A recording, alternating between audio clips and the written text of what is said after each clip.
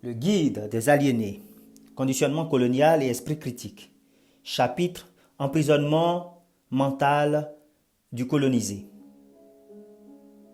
Le colonisateur n'hésite pas à instrumentaliser sa propre religion.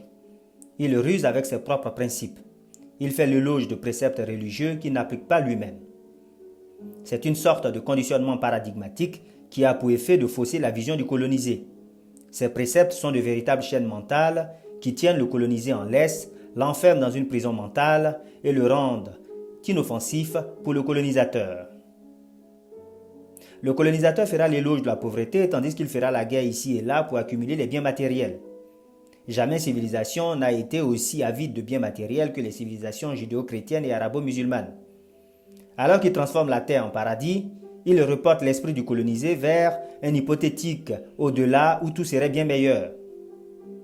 Tandis qu'il applique la loi du talion, voire la vengeance sur plusieurs générations, le colonisateur incite le colonisé au pardon sans condition.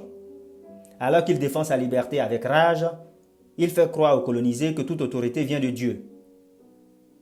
Le colonisateur encourage une mentalité d'assister en demandant de prier quand au contraire il faut analyser et agir. La crédulité aveugle est encouragée tandis que le colonisateur est un véritable saint Thomas. Sa vision religieuse, à travers le prétendu péché originel, est empreinte de culpabilité.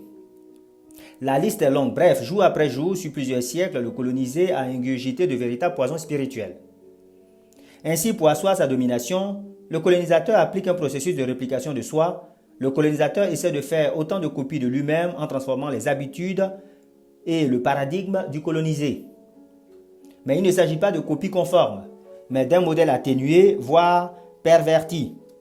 Un peu comme dans un processus de vaccination où des virus diminués sont injectés pour permettre au corps de former des anticorps.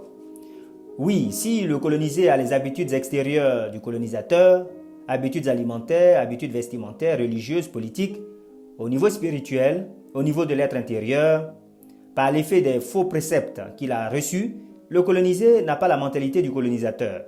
Le colonisé est complètement neutralisé quant à sa capacité à s'affirmer, à s'imposer.